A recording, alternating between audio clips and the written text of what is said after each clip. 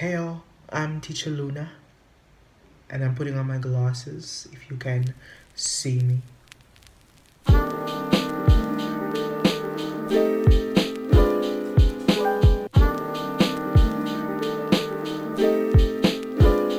Hey everyone, I am Luna, and I have decided to start documenting my experience of being a teacher, but also giving you some content, man, because we need it, especially in this discipline. We really need it. There's such an absence of drama teachers, dance teachers, visual arts and design teachers, music teachers putting their content on YouTube, and I'm here to give or help them find expression.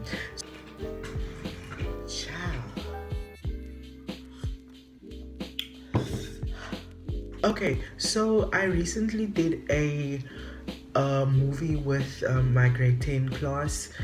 They are doing Sophia Town, and as a segue into the play, we did a whole analysis of Drum, the movie.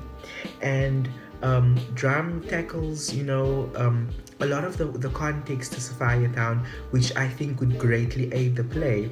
And it then became necessary to sort of go into like film conventions. So I am here to tell you a little bit about some film conventions in order to understand and read a film.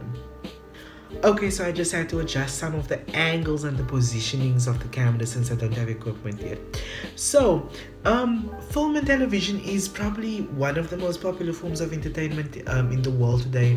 But just like painting, just like drama, just like fine art, just like music, it has its own set of conventions and techniques as well.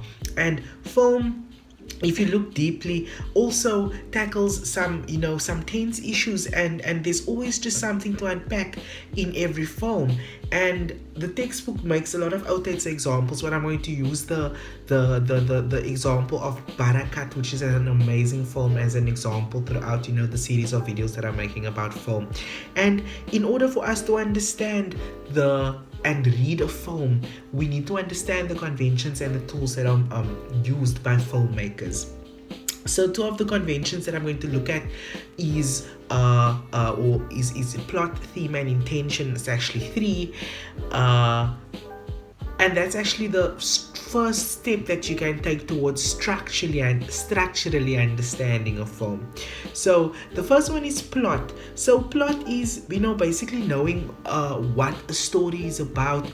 We need to understand the story. We need to understand the sequence of events. We need to understand how time is presented in that story. And basically the plot must leave you with that something to want to understand the story a bit better, to want to understand the deeper meaning behind it a bit more, because usually that's where the interest starts declining. If the film wasn't lekker, you won't necessarily want to sit and reflect about the deeper meaning of it. The second one is the theme, and theme is usually like the deeper meaning of the play. Every aspect of the play must contribute towards the theme, and the theme is like sort of like a point of reflection for us. There's a theme for us to sort of think around when we are trying to make sense of a story. And with Barakat, for example, there are various segments in the story that refer to either where you see a family together, where you see a family sitting around a table, or where you see a family praying, or people practicing religion in various ways, because religion, adherence to religion, family culture is a very big theme in that movie. So that's a nice example of how every aspect of the film just links towards those common themes. The next one is intention. Usually when writers write a story, they usually work from an intention. What is it that they want to achieve? Why did they write that story? And the director is responsible in most aspects for carrying out that vision. And when the directors carry out that vision, I think it's a responsibility to sort of respect the intention of the writer, and also to understand the intention of the writer. But now also the directors, they use a number of techniques in their disposal to sort of convey those themes in the story. They decide whether to jump back and forth in time or whether to follow a linear sequence. They decide sort of how the set kind of should look, or they provide creative direction for the set. They also provide creative direction for like light, sound, and things like that. Do you see how all of the elements just like wonderfully come together? I don't want to cognitively overload you, but I'm definitely going to make another video that looks to some of the conventions related to sound. Yeah, like and subscribe, julle. My name is Teacher Luna, Juffrou Titte.